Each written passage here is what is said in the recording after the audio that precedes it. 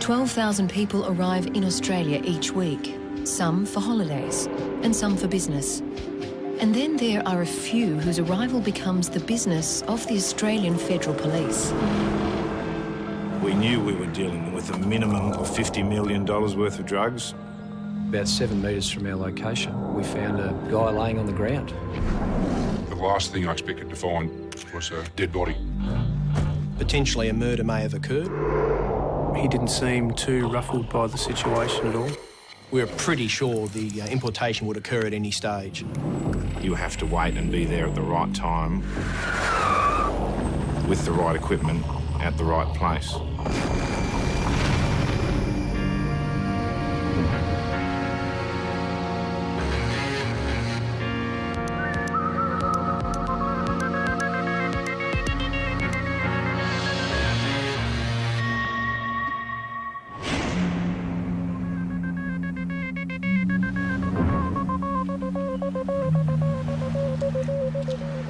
The Australian Federal Police had been given a tip that a large amount of narcotics was about to enter our shores.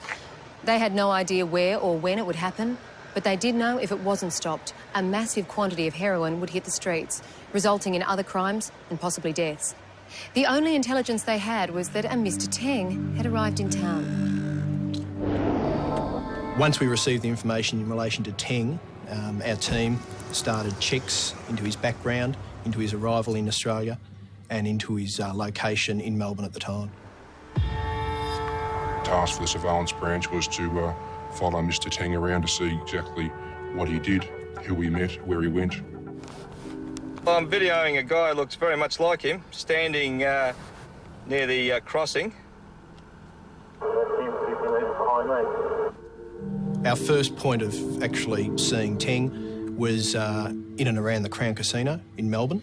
He's standing near the crossing smoking a cigarette. Yep, that's our man.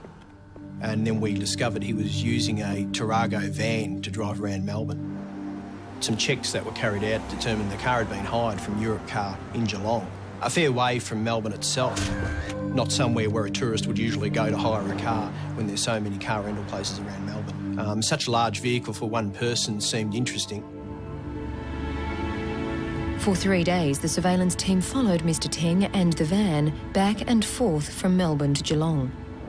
Still on the phone smoking, just swiveled around a bit so he's facing away from the water. His movements around the shoreline and the piers around Geelong, it was almost as if he was surveying the area, possibly even familiarising himself with certain aspects of the geography of the area. Although he was staying at Crown Casino, and I guess you could say he was gambling of an evening, certainly his activities didn't fit with the normal activities of tourists.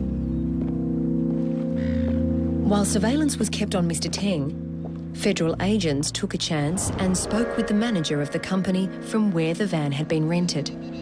It paid off. Their target had inquired about renting another car. Mr. Teng stated that he wanted a four-wheel drive. His family was coming out here and he needed it for luggage, which we, at that stage, believed was false. We thought he was going to put something sizable in the boot there and it wasn't going to be luggage. The idea of boot space, if it was narcotics, what quantity are we looking at? We must be looking at a reasonable size importation, if in fact that was what he intended to do. Europe Car Geelong didn't have a four-wheel drive available, so the AFP actually rented a four-wheel drive on their behalf and had it set up ready for Teng to rent from Europe Car. The next day, the four-wheel drive with listening devices was delivered. Europe Car, on our behalf, contacted Teng, stating they'd just come across a four-wheel drive that was available for his rental, and that allowed us to get Teng back to the office so we could take some surveillance of him and commence our monitoring of his movements and any conversations that he may have. He looked at the four-wheel drive, looked again at the Tarago, and decided there wasn't enough room in the four-wheel drive itself for what he wanted it for. When you have these operations, things seem to go smoothly for a period of time. All of a sudden, it's Murphy's Law, what can go wrong will go wrong. And that's what makes these operations difficult, trying to control the movements of somebody that has no idea they're being looked at, but often they just go off and do their own thing as they want. My boss now, he's going to kill me. Because I had to bring it down from Melbourne. cost me money. Doesn't matter. However, the manager at Europe Car was able to walk out and actually look at the two vehicles in their discussions. He noticed another male in the Tarago van with Teng, another Asian male, and he also noticed in the back of the Tarago some luggage, and the details on one of the luggage related to a person by the name of Lamb. Police began checks on this person, Lamb, but their target was always Mr. Teng. Wherever he went, they went, and he, along with this Mr. Lamb, were now heading further round the coast to the surfside city of Lorne.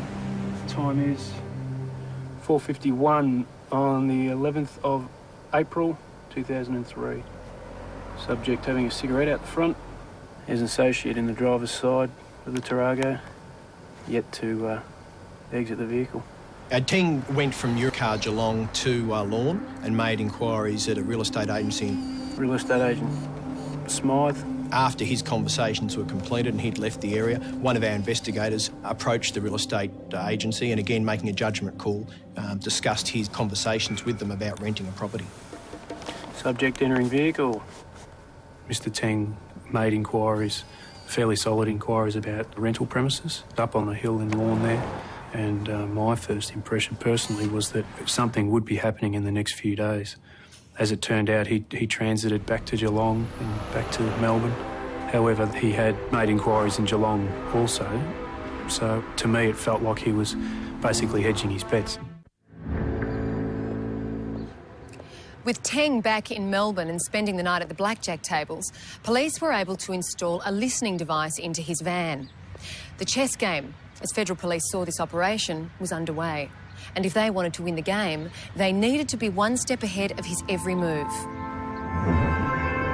Mr. Kiem Fah Teng had spent the last 2 weeks travelling to the south coast of Victoria, sometimes alone, and at other times in the company of a man police believed was a Mr. Lamb.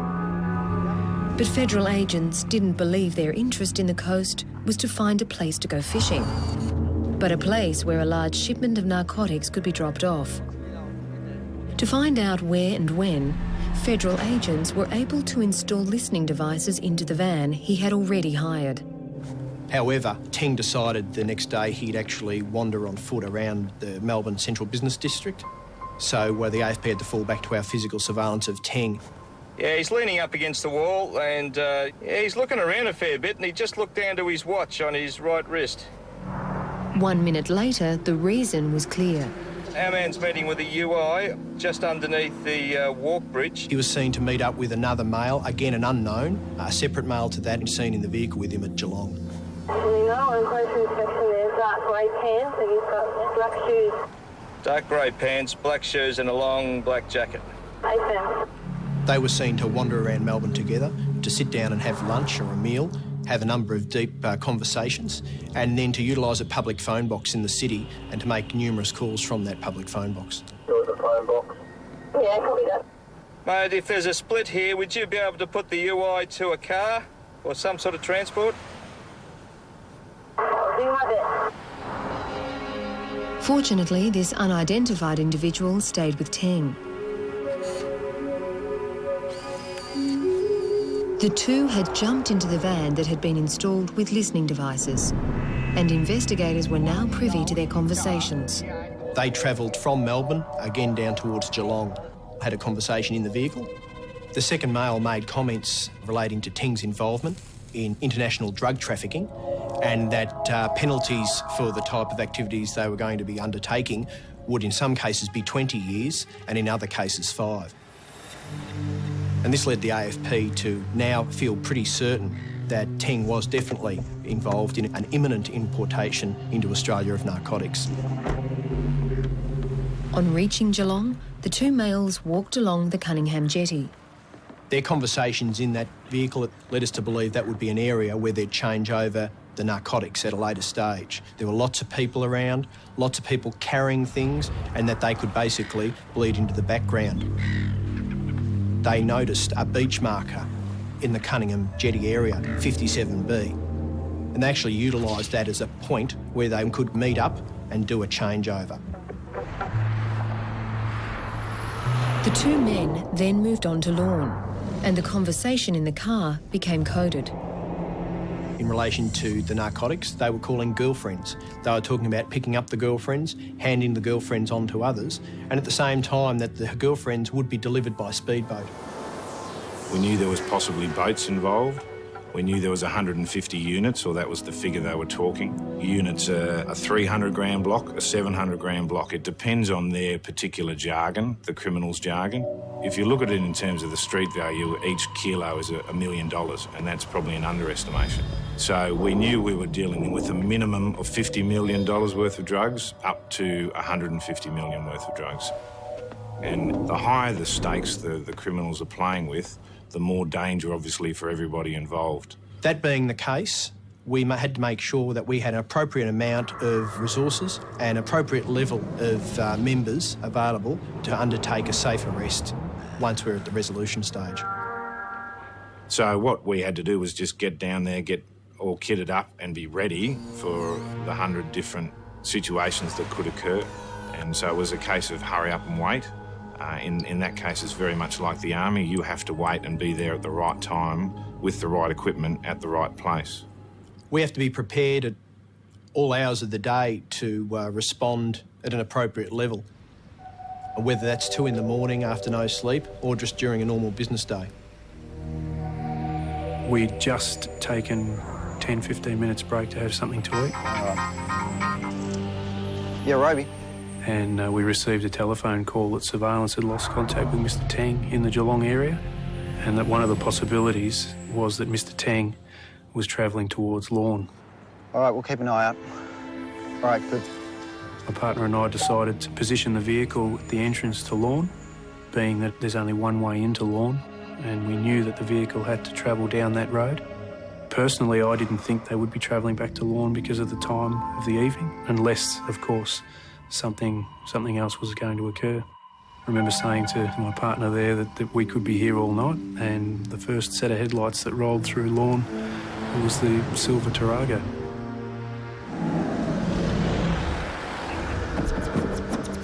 What would normally take an hour to travel from Geelong to Lorne had taken them only half the time. But they didn't stop at Lorne, and Agent Roby and his partner were in pursuit. We were the only 2 cars on the road. I was very wary not to be too close to the back of the Tarago, being the only other vehicle on the road. I made inquiries as to how far surveillance were going to be, and I was told that surveillance would probably be another 15 to 20 minutes behind. My partner and I realised at that stage that if anything significant was happening within the next 15 to 20 minutes, then we'd be the 2 members that would be required to do something. His premonition appeared correct. On the horizon, a boat appeared. A boat that had never been and shouldn't be in Australian waters. At this stage, Federal Agent Chris Roby and his partner were following the Tarago around the Great Ocean Road at fairly high speeds on an extremely bad night. That being the case, we were quickly trying to have other surveillance members move down into the area to assist Chris Roby. We lost sight of the car for a good 2 or 3 minutes around the bluff, and I remember making that turn around the bluff and seeing quite a large ship, no more than a kilometre off the shore, and it was very, very well illuminated. It certainly was some sort of indicator for this vehicle. I'm certain of that. Then the van pulled into a parking area above the rugged coastline and in direct sight of the ship. The occupants of the vehicle were still seated in the vehicle. However, their interior light was on, and I could clearly see Mr Tang in the driver's seat. The headlights were still on, which suggests to me that he could have possibly been marking that spot for members on board that ship to travel to that point. Being the only other vehicle on the road, we had no other option at that stage but to continue past the Tarago. There's nowhere to pull over. So all Agent Roby could do was to make U-turns at certain intervals and drive past the suspects while he waited for backup. The area along the coastline there is extremely isolated and vehicles stand out, especially at that time of the evening. We were quickly trying to assess where we would be able to locate agents and surveillance members to continue physical surveillance of the suspects if the importation occurred. But just as reinforcements arrived, the suspects were on the move. Yeah, 2 at the front talking. Surveillance officers followed them to the Grand Pacific Hotel in Lorne. They watched as Teng took a phone call and then headed back alone to the place from where he'd come. The surveillance operatives noticed a car with its brake lights on, parked to the side of the road, honking its horn. They chose again to drive on by, but noticed that Teng pulled over to meet the other vehicle, which was a blue Ford Focus. They were able to gather a registration, which the command centre quickly checked, and it had been rented to a male by the name of Lamb, confirming that the first unidentified male was now back in the picture. Knowing that the ship was so close to the shoreline and seemingly anchored, we were pretty sure the importation would occur at any stage.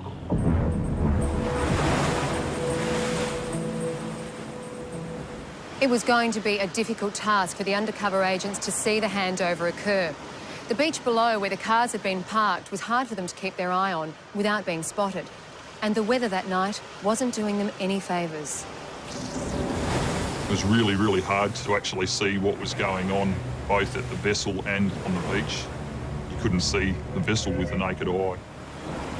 The only way I was actually able to see at that stage was with the thermal imager. The weather was shocking.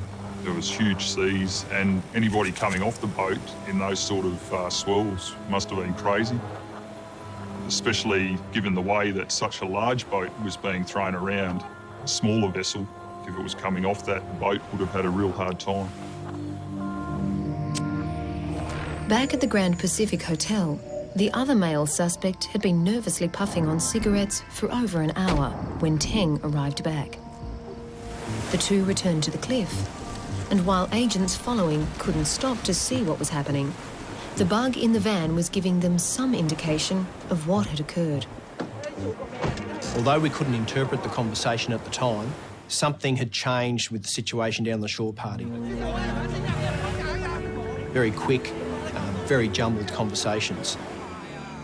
We were being told that something was going on the beach. I couldn't see that, and I was expecting something to go back from the beach, back towards the ship.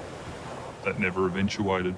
It was a frustrating moment in the investigation. We had a ship within a kilometre of the shoreline. We had a shore party and two vehicles.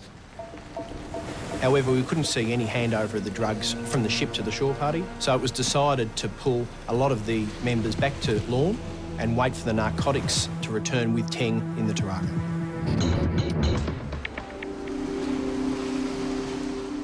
The Tarago returned to the Lorne Hotel and parked in one of the car parks underneath the hotel, and Teng and Lee were seen to head upstairs to their room.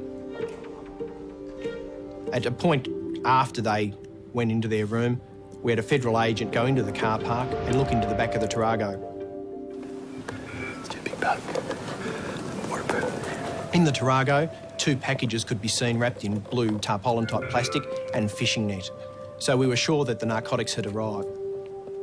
We had a lot of options available. We could go and arrest them in the room, but however, that wouldn't show their actual knowledge of the narcotics. We decided to wait until Teng and his companion returned to their Tarago before arresting them, so that they are in possession of the narcotics at the time of their arrest.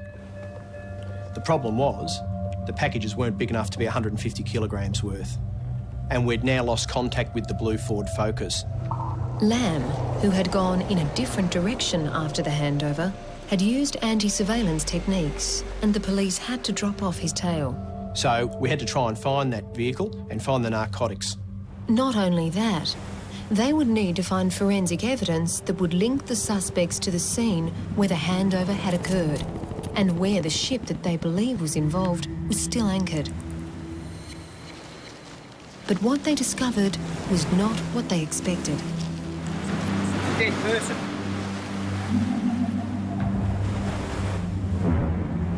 It was the dawn of a new day, and the ship that was difficult to see the night before was still anchored off the coast of Lorne. It was now able to be identified as the Pong Su. We determined very quickly that the Pong Su had been recently registered to Tuvalu, a small nation in the Pacific, but that its previous origins were from North Korea. The transfer from being a North Korean ship took place less than a month before its arrival. They'd spent $12,000 changing the registration, And we believe that was to not gain the attention of authorities as the ship moved in and around Australian waters. However, the Pong Su was detected, and police believed a portion of drugs that was sitting in the van underneath this hotel had come from that ship. And the two suspects who had taken possession of those drugs were about to be arrested. Our plan at that stage was to try and contain them there, to do something to their car that made them stop to repair it, and we came up with letting down the front tyre. They would then start to take off the wheel, and we would cordon and contain them and arrest them peacefully. Things didn't go exactly according to plan, as happens in these situations. He had seen the flat tyre, looked around, definitely saw us sitting there, and he took off at quite a rate of knots. So we had to take this vehicle out as quickly as we could.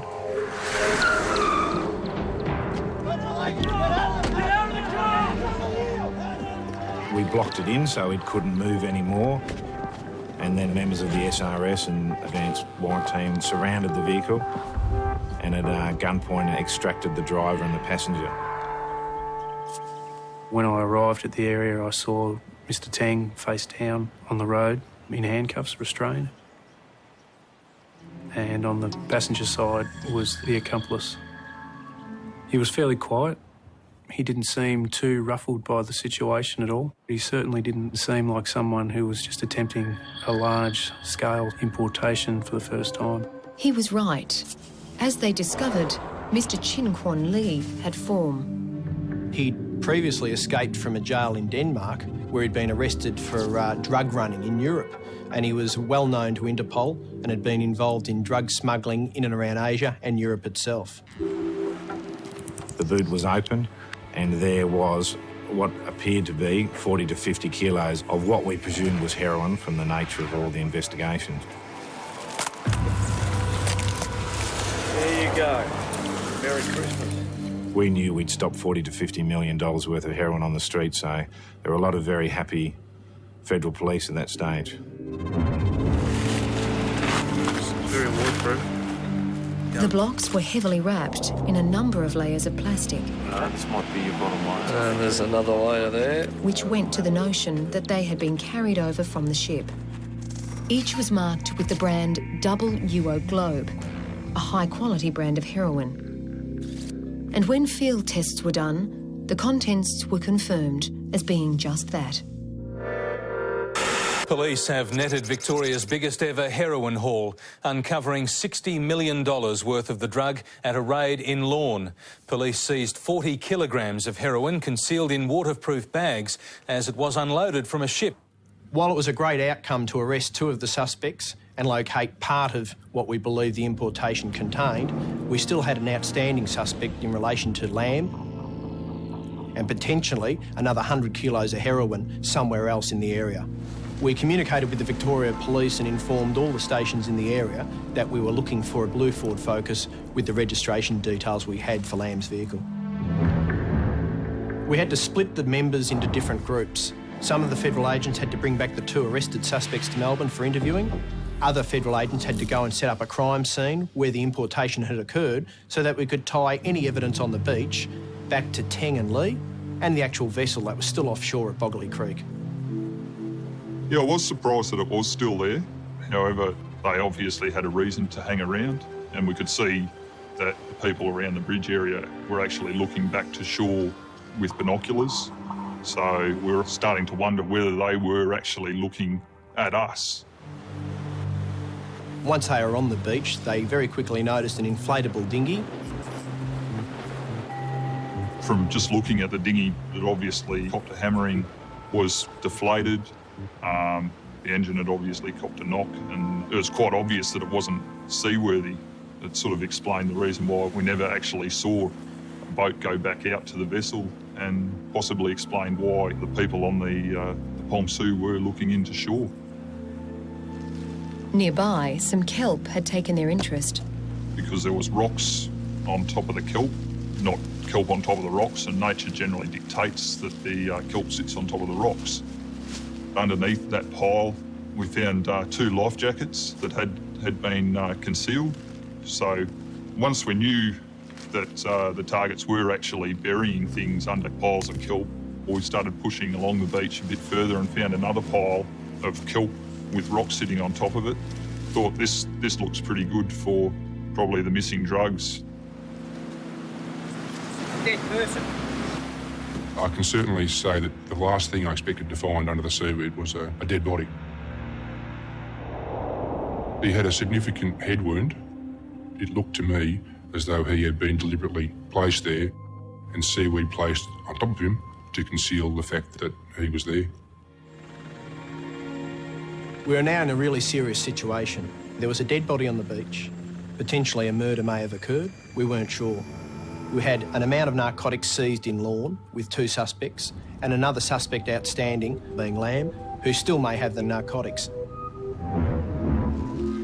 With the discovery of the 2 life jackets, police believed there was another suspect somewhere. But as they contemplated whether he was dead or alive, the Pong Su took off. We had a belief that the Pong Su was a vessel involved in the dropping off of the narcotics. We also had a belief that the deceased male may well have been a crew member. We needed to get that vessel into an Australian port so we could have a thorough physical examination of the vessel and treat that vessel as a crime scene as well. Yes, Pong Su, here is Police Launch Fearless. You are directed to turn your ship about. Over.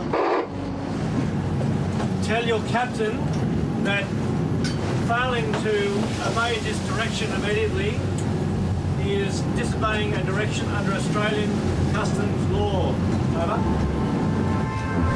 Pong Su, here is Police Launch Fearless.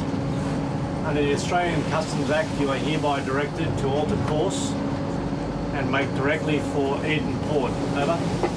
Matrese Pong Su, we are having breakfast with Mama. And Pong Su, you are to alter course immediately for Eden Port. You are heading on a course that is not appropriate. Over.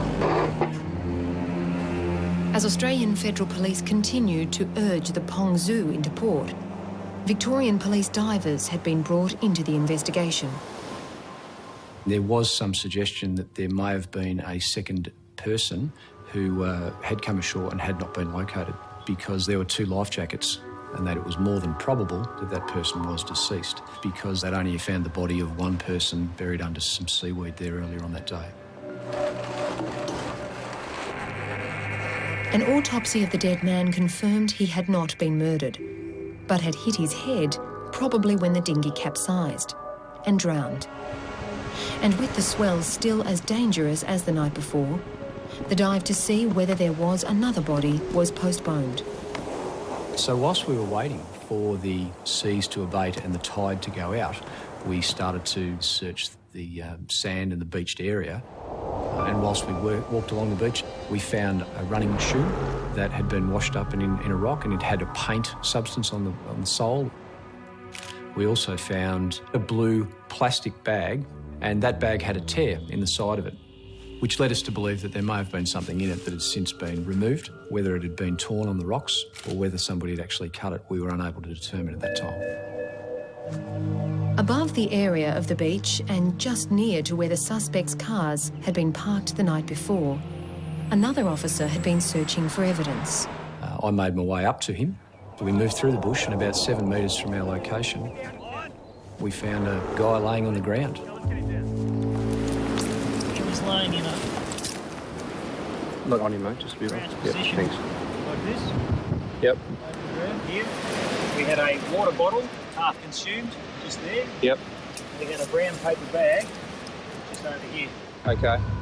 When we searched his bag, we found a set of binoculars, we found a torch, we found a phone, some SIM cards, and we found a GPS. The arrested man gave his name as Ta Song Wong, and while police suspected he was a crew member of the Pong Su and was directly involved in the handover of the drugs, they needed forensics to prove it. Wong was using a piece of black rubber to hold his pants up, similar to the rubber used to package the narcotics that had been intercepted in Teng's Tarago. These strips of black rubber, like you'd get off the inner tube of a car, had been sliced into strips and just tied around to the bags to keep them shut. When something has been cut with a knife, you end up with what are called striated marks on the edges of the rubber, and they can literally be lined up like a jigsaw puzzle. And when Wong's makeshift belt was lined up with the ties from the heroin package, they were a perfect fit. We could certainly show that they had once been one piece before they were cut. The forensics investigation then moved on to actual fingerprinting. It was determined that both Wong and the dead man found on the shore's fingerprints were discovered inside the packaging of the narcotics themselves, inside the heroin boxes. The actual links of the rubber banding and Wong's fingerprints proved that Wong had some involvement in pre-packaging the heroin before it left the Pong Su itself, and that Wong had come from the ship on the dinghy the night before to deliver the narcotics to the shore party. And we also believe Wong was waiting in the observation post or the hide for the ship to come back and rescue him from the shore. The dinghy had capsized the night before and he had no other way of getting back to the ship. However, after the Pong Su became aware of the police activities on the shore, they then made their escape into the Australian waters. And you are directed under Australian customs laws to return to the Port of Eden, steering a course of 270 for the purpose of boarding. Our task was to board that ship because we suspected there was more narcotics on board, and if there wasn't narcotics, there was certainly those people involved in importing a large amount of narcotics. Pong Su, stop your vessel. I repeat, stop your vessel. Now, tactical training to get aboard a ship, when it's stable is one thing, but when it's moving is entirely another. We'd already lost one person in this operation. It was a suspect, but I certainly didn't want to lose any police members, so at that stage, whilst we'd sent one rubber dinghy out, I called them back in and said no, because the members were fully equipped with their ballistic vests and their helmets and all of their other equipment, which is quite heavy, and if one were to go overboard, no matter how good a swimmer they'd be, they'd go straight to the bottom. As their options were considered, agents on dry land were concentrating on finding Lamb, the member of the shore party who had so far evaded detection. We had to remember we still had a meeting point that had been set up prior to the importation in the Geelong-Cunningham Pier area at that beach mark at 57B. So we had surveillance monitoring that area the whole time. Lamb did turn up and parked right next to the 57B sign and a BMW. Lamb was seen to depart the vehicle and start brushing sand out of the boot area. At the same time, he was seen to have a conversation with the person from the BMW. Agents believed this other person could be involved in the actual importation as potentially another syndicate member who was there to pick up the narcotics from the night before. Although it appeared nothing had been handed over, the police weren't taking any chances. A decision was made to intercept the BMW to try and identify the person in the vehicle, but it was quickly determined that the person was just a member of the public and had no involvement in the actual investigation we were carrying out. Not long after the BMW left, Lamb was on his way. We couldn't afford to let Lamb get back to Melbourne and lose him again in a larger area. That's why the decision was made to intercept him at that stage so we could maintain control of him and the location of the narcotics. However, after searching his vehicle, we quickly discovered there were no drugs secreted in the car at all. The fact that Lamb had brushed sand from his car gave police hope that the drugs hadn't hit the streets of Melbourne and were hidden somewhere nearby. And in order to find them, they would literally need to turn to the heavens for help. While the AFP had arrested 4 men over the importation of 50 kilos of narcotics, they still believed up to 100 kilos of heroin was outstanding. They hoped that the GPS that was found on Wong might lead them to it. A global positioning system will display in coordinates on your device whereabouts on the world's surface you are. So it's all to do with distance, time and signals that are sent from at least 4 satellites to the device that you're using to receive that data.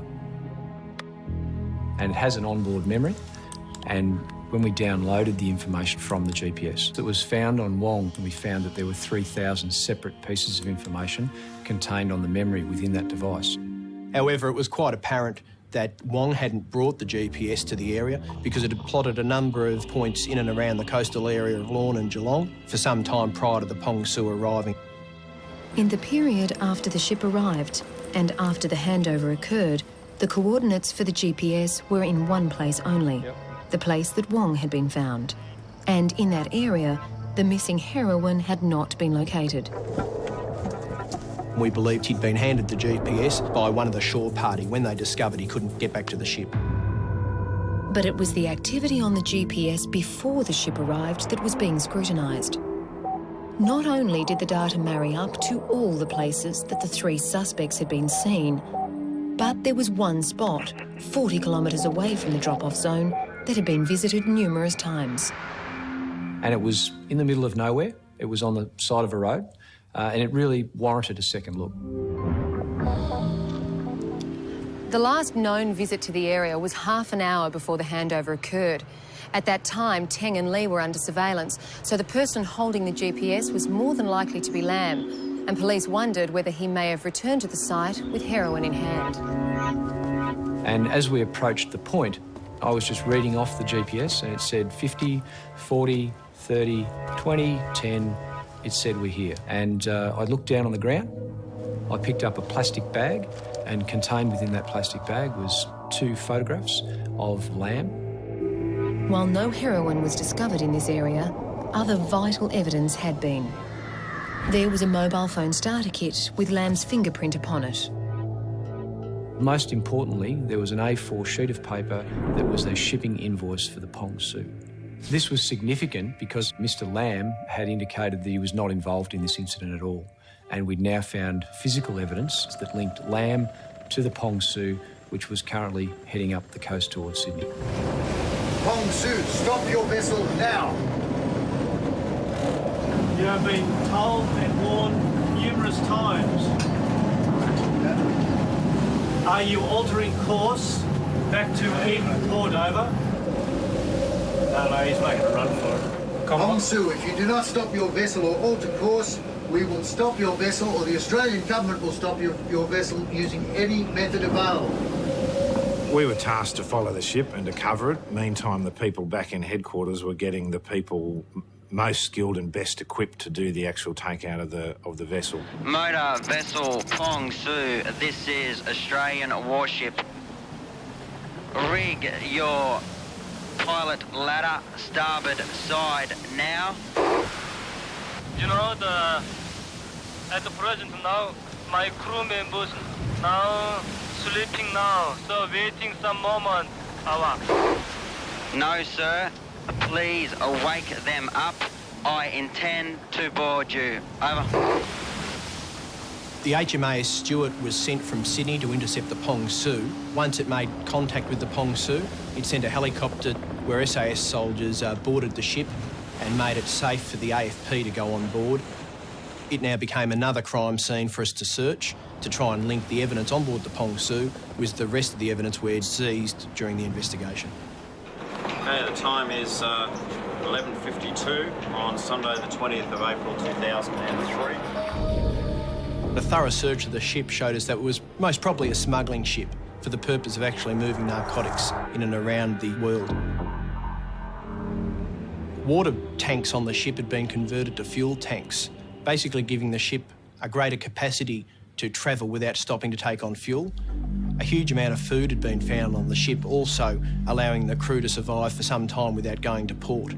The reason for this would be obvious. By not having to go to port, especially in Australia, they wouldn't come to the attention of authorities that may be wanting to check the ship. A systematic search began this morning. Every room, cupboard and panel. Specialised X-ray and chemical equipment taken aboard. Even the ship's filter and vents were checked. We were given a running shoe from the beach near the dead body, which had a number of paint stains on it, and we were asked if there was any possibility that we could match paint from the shoe with any paint found on the Pong Su. Paint samples and scrapings from the deck of the ship were analysed and compared. We were able to match a number of features of the paint, not conclusively, not 100%, but very, very likely that the paint on the shoe was the same as found on the deck of the Pong Su. When the dead person was found, he wasn't wearing shoes. So the links between the dead man, Wong, the ship and the shore party continue to grow. But we still had the problem of the missing narcotics that we believe Mr. Lamb was in possession of at some stage. We had to find it. It was imperative that that drug be discovered before someone else got their hands on it. The night the drugs came ashore and were handed over to the shore party, Teng and Lee headed back to Lorne to their hotel. Lamb had headed in the opposite direction. Our surveillance operative attempted to follow Lamb, however he was using what's known as anti-surveillance measures. As a result, the agents dropped off Lamb, but they knew the direction he had travelled. Now, an extensive search along a 25-kilometre stretch of road and bushland was being undertaken. It took a few days, but eventually we won. We found the drugs in a small trench covered in leaves and other trees. It was obvious that these were the narcotics that originally came ashore with the Pong Su. They had the same wrapping, the same blue tarpaulin, the fish nets, and the black rubber banding to hold it all together. To see those drugs we found and seized was pretty gratifying. It was very, very satisfying to take possession of it and take it out of circulation. The raid on board the Pong Su followed the seizure of 50 kilograms of heroin off Victoria's southwest coast. Another 75 kilograms of the drug was discovered hidden in bushes, a total street value of $164 million. The ship's captain, chief mate and chief engineer were today ordered to stand trial after a magistrate found they were in a position to assist in the drug run. A crew member who allegedly brought the heroin to shore and 3 others accused of collecting it will also stand trial.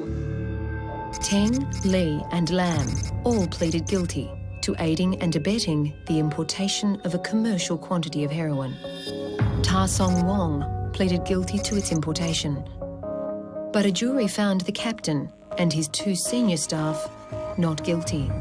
Regardless of who surrounding that narcotic importation is convicted, at the end of the day you have to be happy with the fact that we achieved what we wanted to achieve, and that was to stop the narcotics reaching the community. If you look at the figures in 1999 of how many people a year were dying from heroin, it was up to about 1,200 people a year. And now it's back down to around 300 people a year. So we have made a difference. The 4,000-tonne vessel was towed out to sea about 140 kilometres off the New South Wales south coast. An F-111 jet fighter lined up the vessel and bombed it. That syndicate won't be doing that again. That ship won't be doing it again. It's at the bottom of the ocean. So the results were very good. I think it did send a very strong message right around the world that Australia won't put up with this.